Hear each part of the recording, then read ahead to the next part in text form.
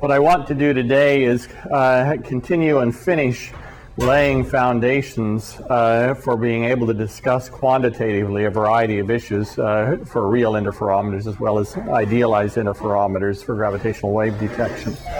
I talked about Gaussian beams on Monday. I want to now give you some very relatively simple mathematical tools for being able to analyze Gaussian beams and their manipulation, and tools will also enable us on those rare occasions when we want to deal with non-Gaussian beams, beams with some other kind of a cross-section, to be able to analyze them as well. And so the key tool that I need is the tool of a propagator that is used in what is sometimes called paraxial Fourier optics. It is a propagator that enables you to take a beam of light at one location, propagating, say, toward the far end of the room, and take the value of the field, say the electric field for the polarization that is excited at this plane, and compute what it's going to be at some other plane further on down. This propagator is readily derived from Huygens Principle in the following form. Suppose that I have an initial plane, let me call it 1 here. This beam is propagating, it has some arbitrary cross-section in the z direction, and here is plane number 2.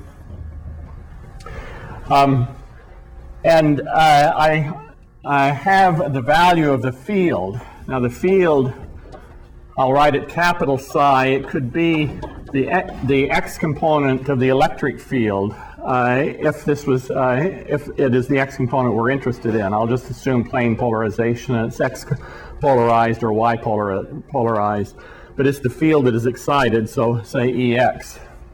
I'm going to write that as psi of position in space-time, or in space, times e to the minus I omega sub et.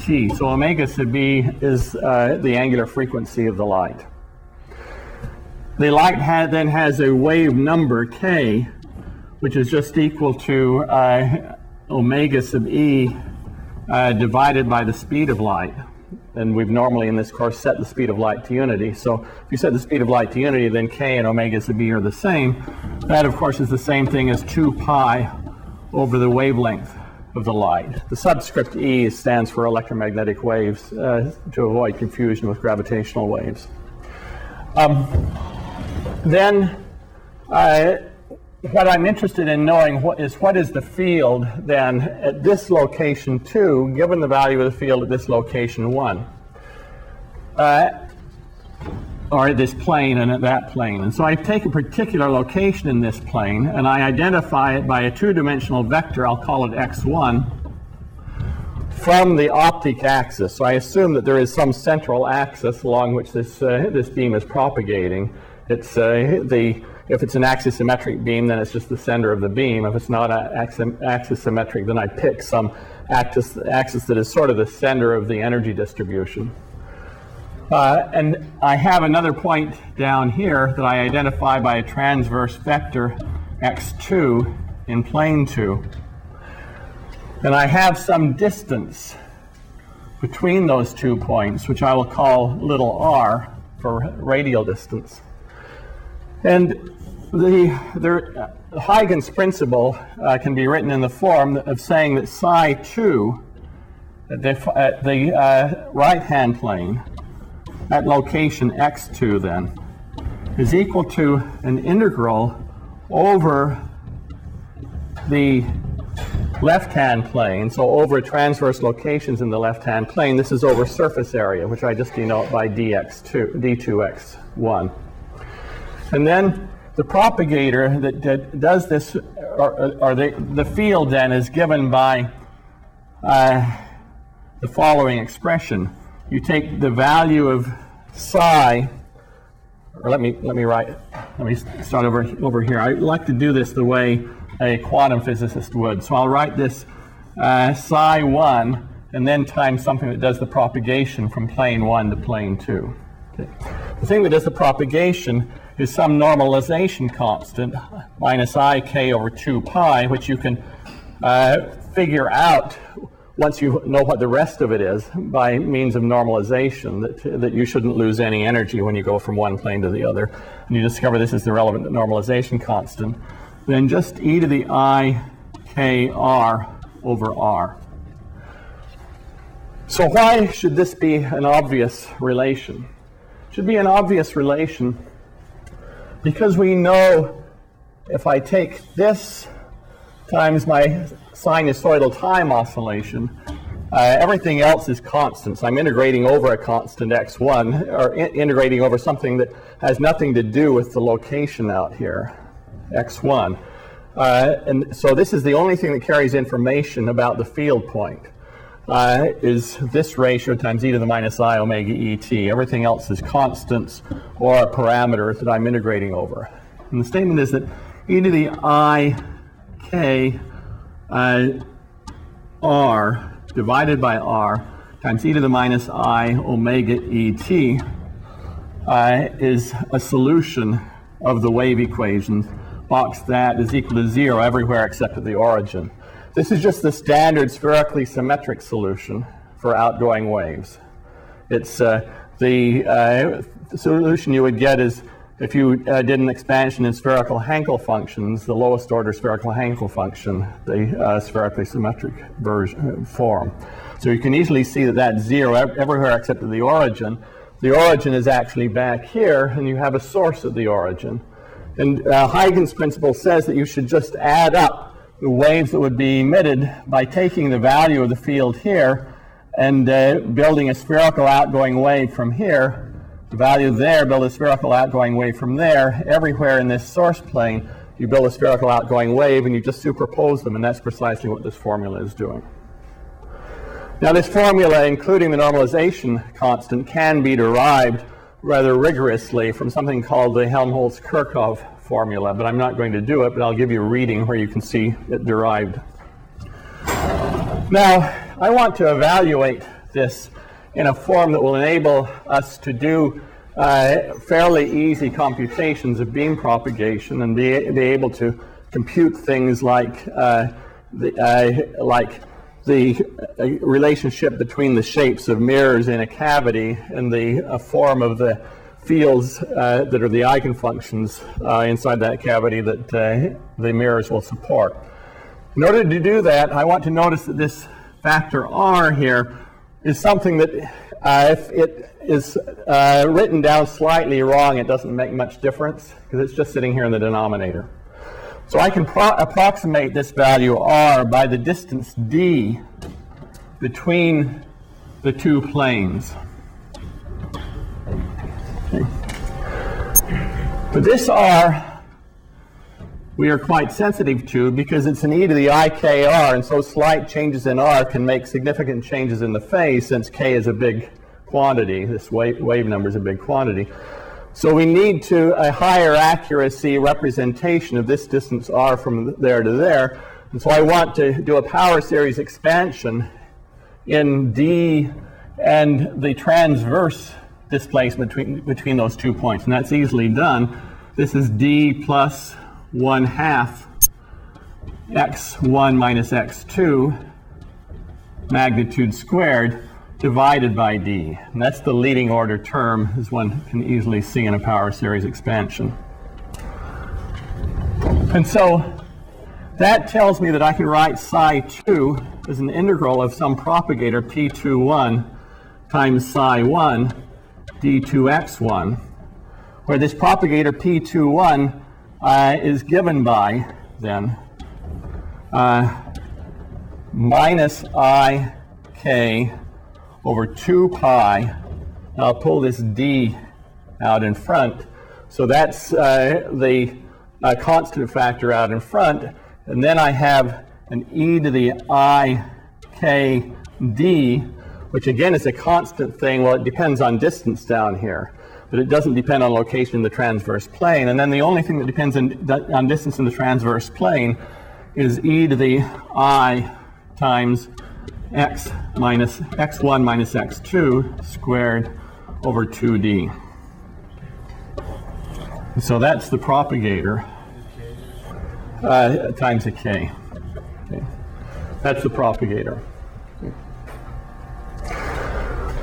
For future reference, I want to notice that I want you to notice that if you begin with a field down here and it propagates down to there, of course it has spherical wave fronts. And the radius of curvature of those spherical wave fronts is just going to be d, the distance you propagated from your source point down here. And that d appears up in here. You can always read off, if you have a field that depends on quadratically on location in the transverse plane, you can always read off the radius of curvature of the phase fronts by looking up here in this exponential and seeing what appears down there in the denominator alongside transverse distance squared in the numerator and a factor of 2, and the d is the radius of curvature of the phase fronts. And so that is an easy way to read off radii of curvature of phase fronts. Okay.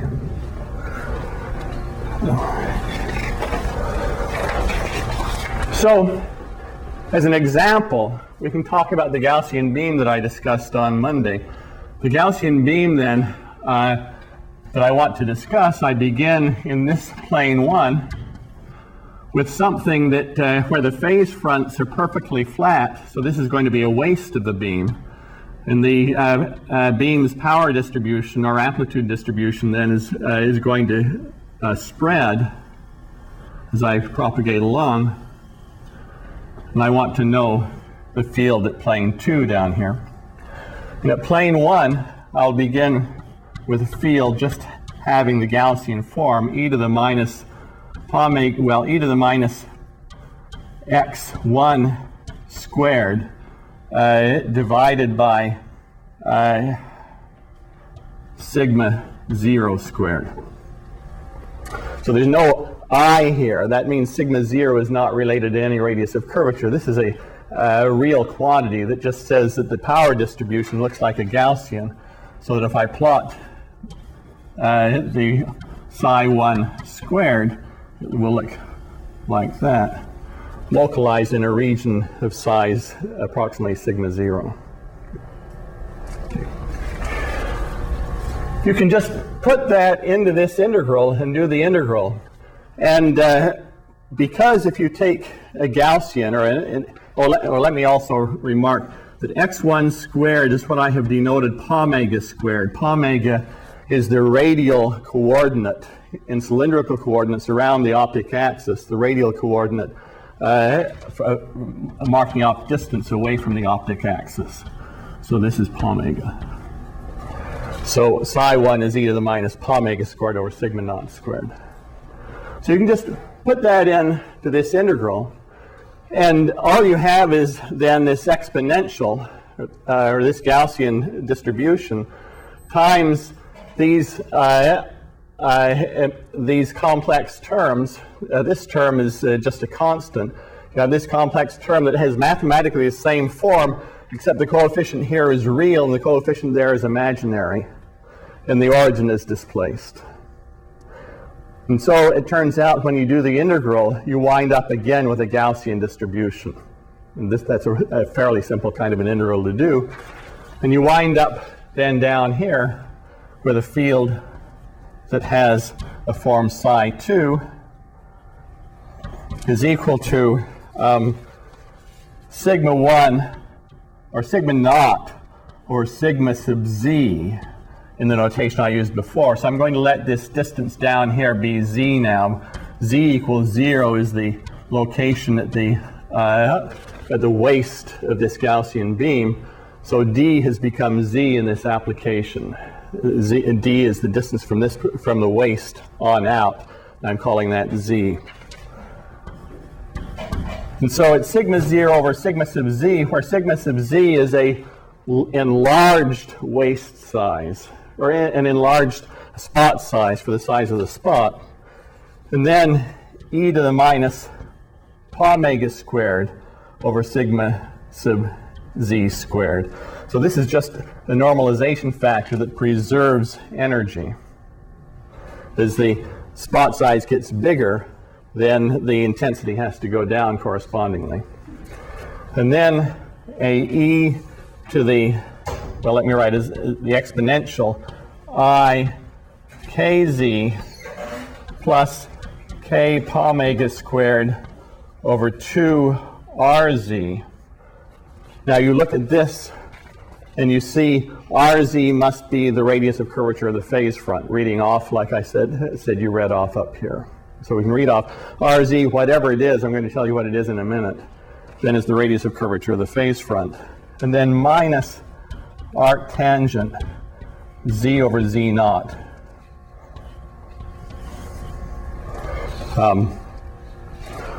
So this is an additional phase factor. This is just the oscillation as though you had plane waves going down the optic axis.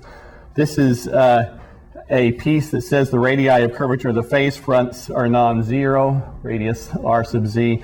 And this is an additional phase factor that is induced by the fact that the radii of curvature of the phase fronts are non-zero and they're changing, and so there's a little bit of additional effect there. This is called the Goy phase, and can somebody tell me how to spell it? G-U-O-Y. G-U-O-Y? Thank you. And as we'll see, it can play an important role in resonators. Okay. So it's really a very simple form, and equally simple are the expressions for this quantity z0, the length scale on which the Goy phase changes, as this z0, I like to write it as z0 times lambda e is equal to pi sigma naught squared. I write it that way because I see that this characteristic length scale over which things are happening is such that the geometric mean between that longitudinal length scale and the wavelength of the light is basically the spot size, okay, aside from this factor of 5. And so when lambda e is of order a micron and z naught is of order a kilometer, LIGO arm length scales, then sigma naught works out to be of order a centimeter, a few centimeters. So that's what z naught is. And then sigma z is equal to sigma naught times 1 plus z squared over z naught squared, an expression that I wrote down and discussed on Monday.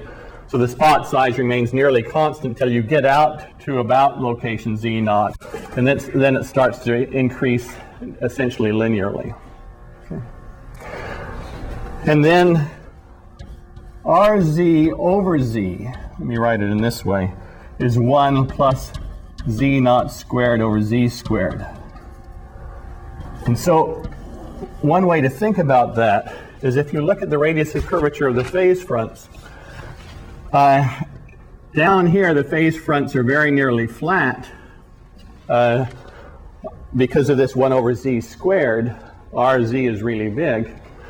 And that means that if you go back to the location of, this is a piece of a sphere here, this phase front. If you go back to the location that would be the center of that sphere, it's way, way over on the other side of the San Gabriel Mountains. Okay. And then you move on down here, the radius of curvature, or the phase fronts look like that, and you go back, and the center of that sphere might be down here. You notice that when z is equal to z0, then the radius of curvature of the phase fronts is just twice z. And as z goes to infinity, the radius of curvature of phase fronts becomes equal to z. And so when you get way down here, so the radius of curvature of the phase fronts comes in from way off to the left, and in the limit, as the waves have propagated a very long distance, the radius of curvature moves up to here. So that's a simple way to remember how this Gaussian beam goes. Okay. Any questions? Now, as I discussed on Monday, if you have then an optical cavity with spherical mirrors, it should be possible to excite a Gaussian mode or Gaussian light in that optical cavity, providing you have placed the mirrors at an appropriate separation. But what you need is to have the radii of curvature of the phase fronts match the shapes of the mirrors, and then the Gaussian mode will look like that with a waist at the center, and that will be an eigenmode of the cavity.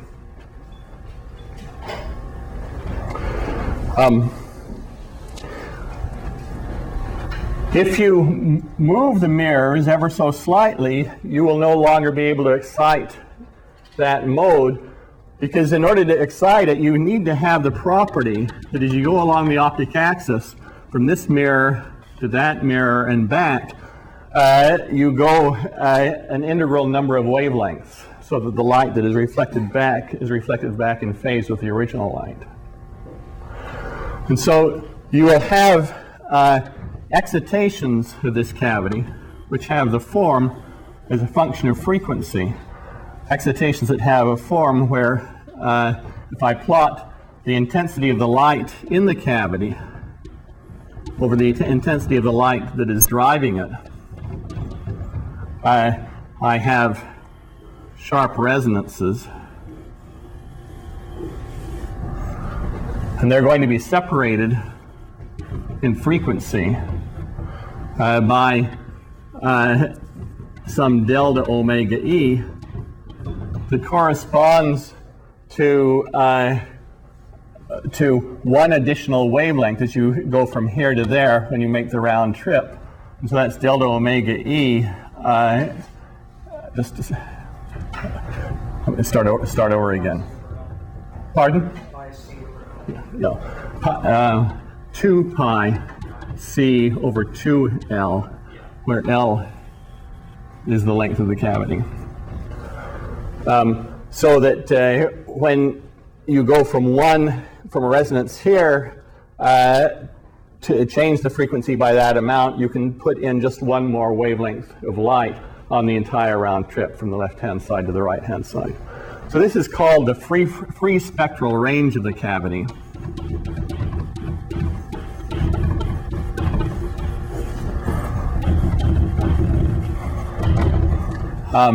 And it is approximately 37 kilohertz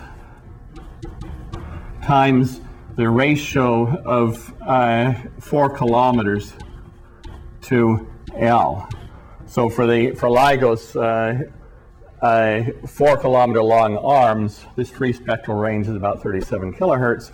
And I remind you that the gravitational wave frequencies that we're interested in are of order 100 hertz, well, from 10 hertz to about 1,000 hertz. So that's small compared to this 37 kilohertz. That means that if you put a gravity wave signal on light that is exciting a LIGO arm, that gravity wave signal will appear as sidebands sitting on this resonance, but sidebands that are very close to this resonance compared to the distance to the next resonance. Now, this or any other optical cavity can support other optical modes. And if you change the separation so that this mode can no longer be satisfied, suppose that you change the separation, or equally well, you change the frequency of the light with which you're exciting the cavity. So you're sitting over in here somewhere, and this mode can't be driven. There may be some other mode that is not, for example, axially symmetric. In fact, as you shift through a free spectral range, you go through a wide variety of different modes of the cavity that can be excited. Each mode is excited at a different frequency by virtue of the fact that each mode has a different Gaussian phase. The Gaussian phase is this additional phase factor which appears for each mode, and with each mode having a different Gaussian phase, that means you have this a little bit of additional phase factor that that appears in your attempt to do your matching in the cavity. And this little bit of additional phase factor is the thing that causes the modes that have other transverse light distributions to be excited at different wavelengths or different frequencies, or when the cavity has a different length. So I'm sure that in the guest lectures that will follow, you will be introduced on occasion to these auxiliary modes. These auxiliary modes are sometimes called parasitic modes that you don't want to have in a gravity wave detector, but that you will have because of imperfection of the optics or some other kinds of imperfections in your gravitational wave detector. So that, for example, if I look at the distribution of the light on this mirror, the mode that we do want, which is the Gaussian mode, it's called the TEM00 mode. The TEM just means that the electric and magnetic fields are transverse to the propagation direction. 00 means it's the lowest order mode. And then there is a mode that looks like this. So that mode has the light in a single spot at the center of the mirror. Then there will be a TEM 10 mode, which will have two spots like that. And there will be a node in the light distribution. You have a TEM 11 mode, which, let me draw it down here. TEM 11 mode will have two nodes like that, and it'll be excited like this, and so forth. And so you will see in your light distribution a set of spots in some sort of a symmetrical pattern that is related to the fact that these are also eigenmodes of a cavity. And when you, in particular, if you have a distorted cavity, because the mirrors are not quite perfect, even the Gaussian mode that you want may have some admixture of these other modes, and you may see some trace of these other modes. Okay. Now, most of the time when we think about gravitational wave detectors, we don't worry about the transverse light distribution. We assume the optics are perfect. We're really exciting the gravitational wave detector with the Gaussian mode. That Gaussian mode is the only thing that is present. But the manner in which that is achieved, at least to good accuracy, is that the experimenter very carefully does mode matching of the Gaussian beam to the optics that the experimenter has designed.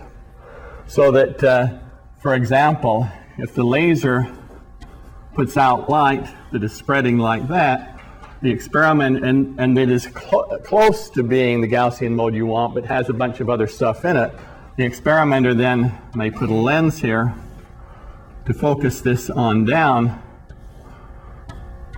and then we may come to, let me draw a picture of the gravity wave interferometer here. Here's the beam splitter. Here's the corner and end mirrors. Here's the photodetector. So the light comes in, goes up there, goes out here, and then goes down to the photodetector. And then we may have a power recycling mirror, like I mentioned to you in the first lecture. And we may want to be, and that power recycling mirror together with these, or cavity, together with these two subcavities, may have then a Gaussian eigenmode that has a particular form that we want to excite. It may look like this. And so this, that I'm going to draw may be then that power recycling mirror. And we give it a shape that matches the phase fronts of the Gaussian mode that we want to excite, so that the Gaussian mode will resonate.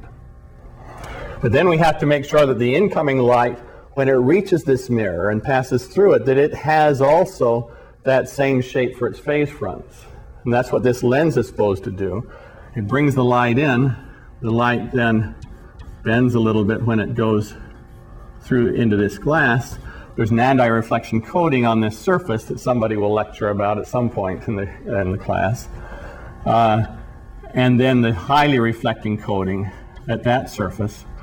But this lens is carefully designed, together with the distance between the laser and the lens, and between the lens and this mirror, carefully designed so that when the light exits through the glass of this mirror, its phase fronts match the shape of that mirror and match into a mode, the eigenmode of this power recycling cavity that you want to excite.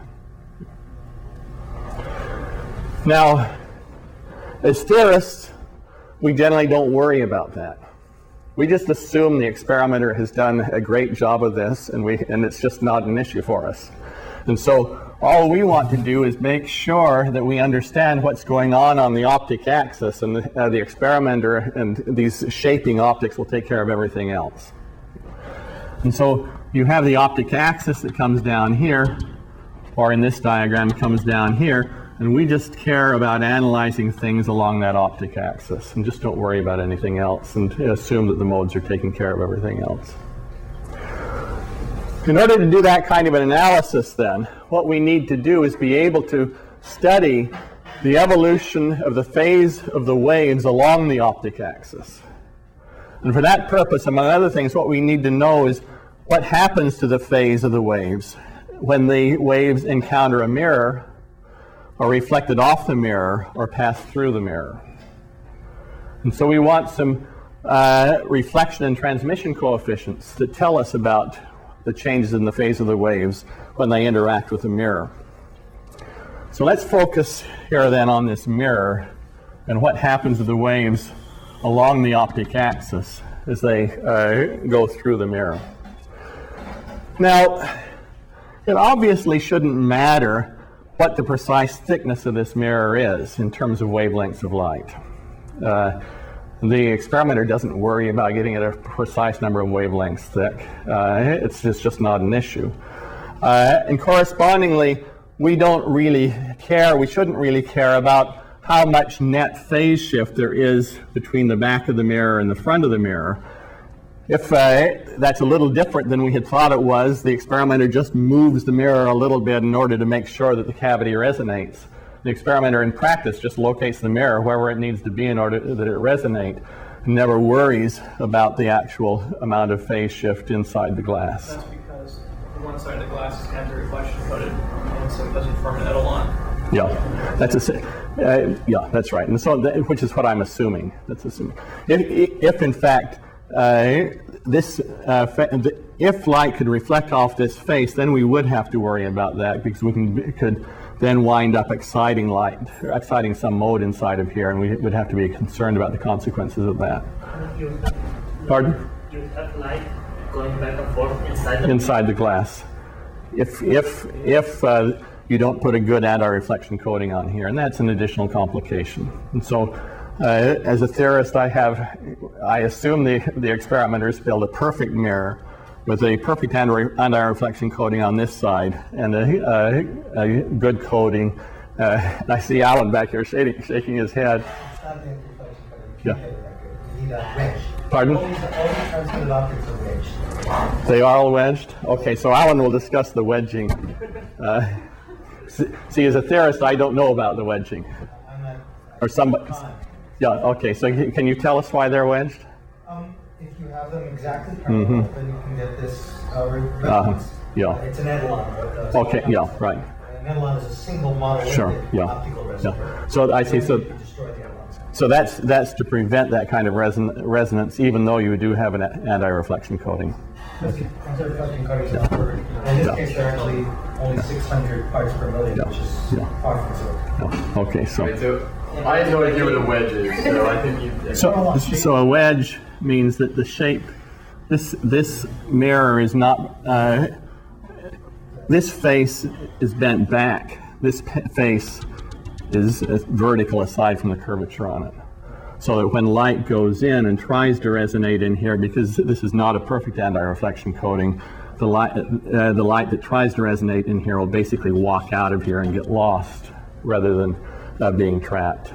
So you want to avoid something like that. And so this is an example of an experimenter's trick that theorists never think much about. Okay. This is why this part of the course is so interesting for me. I always learn things. Okay, so from the point of view of the theorist wanting to analyze this, then The theorist just assumes he has a mirror. The thickness doesn't matter for the reasons that I talked about. And so the theorist just pretends the mirror has zero thickness on the optic axis for the purpose of doing a mathematical analysis. And even a sophisticated experimental modeler, if that experimenter is not worried at that particular moment about things like light resonating inside this mirror, the experimenter doing the modeling will also idealize the mirror as having vanishing thickness. So we just idealize it as having a shape like that. And then we have on the optic axis an incoming field, call it psi n. It goes through the mirror, and we have a transmitted field, psi t. We also have a reflected field, psi r, coming out on the optic axis. And all we worry about now is stuff on the optic axis for the purpose of understanding the optical topology of the interferometer. And so the question is, what is the relationship of the transmitted and the reflected wave to the incident wave? We're now going to evaluate them at the same point. It's the point on the optic axis where the mirror, idealized now as infinitesimally thin, is located. And the transmitted wave then will be some transmission coefficient where t is then some, in general, complex number. I'll comment on complexity versus real in a moment. It's some number multiplied by psi n. So this is not to be confused with time. And the reflected wave is some number times psi n, some number r times psi n, where that's also not to be confused with radius. So this is an amplitude transmission coefficient and an amplitude reflection coefficient. And obviously there must be some relationship between the coefficients r and t for waves that come in from the right, and the corresponding coefficients r prime and t prime for waves that come in from the left, and those for waves that come in from the right. And those relationships are dictated in a variety of ways, but in quantum mechanics, it's conservation of probability, basically a unitarity argument. If you do a quantum mechanical analysis, it can be gotten from energy conservation arguments. There are a variety of ways to get these relationships. And these relationships can be written in a variety of forms. Personally, and these forms can involve sticking on additional phase factors corresponding to the fact that we really weren't worrying about the absolute thickness of this mirror at all. And so you could have imagined that the mirror had a little bit of thickness instead of being zero thickness. But I find it most useful in doing calculations to adjust those phase factors so that they are real. And when you do that, then the transmissivity from the two sides are real numbers that are equal to each other, but the reflectivity from the two sides have to have opposite signs. As I say, that's dictated by unitarity in quantum mechanics, by energy conservation, if you want to discuss it classically. And so I will, in general, in posing exercises for you, I will assume these forms for what are called the reciprocity relations. Now many of you met these kinds of reciprocity relations before in quantum mechanics when you send a Schrodinger wave through some sort of potential. And you have a transmission coefficient and a reflection coefficient, and you have basically the same kinds of reciprocity relations in the Schrodinger wave theory as you have here. Okay. The sums r squared plus t squared by energy conservation must be equal to 1, but in the real world there are losses. There's a little bit of scattering of light off of the mirrors. There's a little bit of absorption of light in the mirrors. And so in general, this will be 1 minus some tiny, hopefully tiny amount of loss. And so if I'm a theorist and not really worrying about losses, I'll set that loss to 0. But there are times when the losses are important. And in particular, you when you really optimize an interferometer, you've got to worry about those losses. And those losses in quantum non-demolition interferometers can cause real grief because they destroy non-classical states of light. So we will be concerned about them for, some of the time.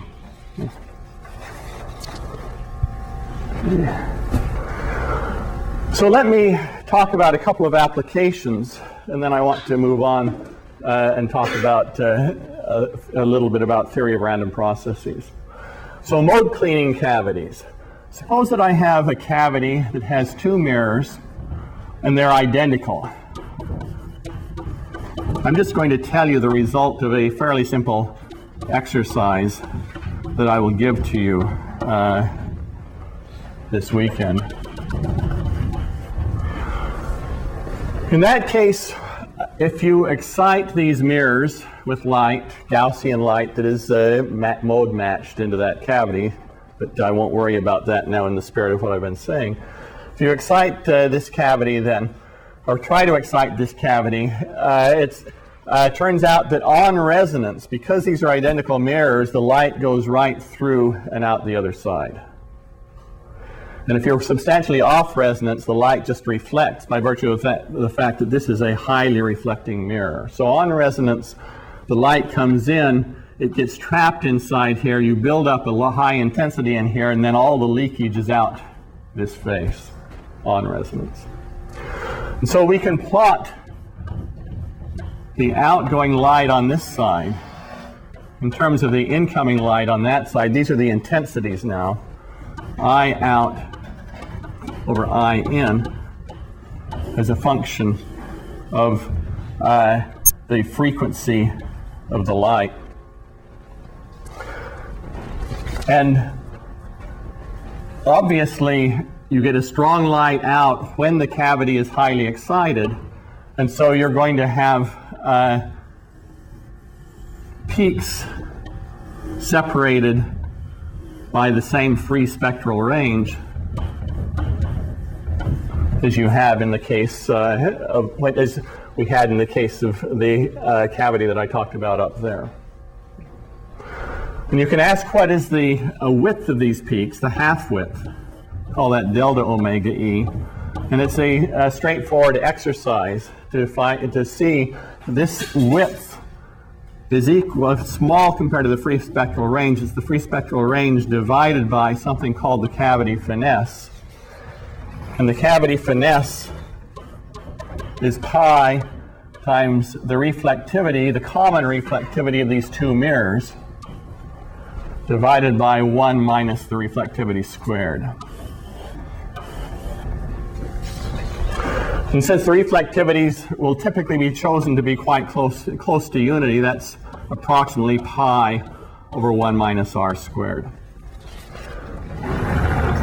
And so you see in this way, and you can see quantitatively, that if you send in light that is quite noisy, that is, it contains frequencies that are spread out, say over this region, the light that gets through will only be that portion of the light that is on resonance inside of a half width that's equal to the free spectral range divided by the cavity finesse.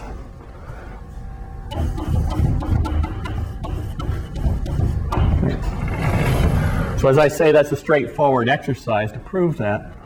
Another straightforward exercise is to consider a cavity which is the kind of cavity you would like to have in LIGO arms, where this is a perfectly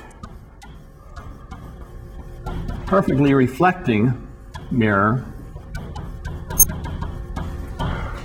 And this mirror has some finite reflectivity R, amplitude reflectivity R. In this case, when you send the light in, no matter whether you're driving the cavity on resonance or off resonance, there's no place for it to go. It can't go out that end. It ultimately has to come back out this end. We'll still get excitations in the cavity of this form, and so you'll have resonances. You'll have, separated by the free spectral range, resonances at which the cavity is highly excited. But the thing that you can measure on the outside is not sharp changes in the intensity out. The intensity out is independent of the frequency. what you'll see is sharp changes in the phase of the outgoing light.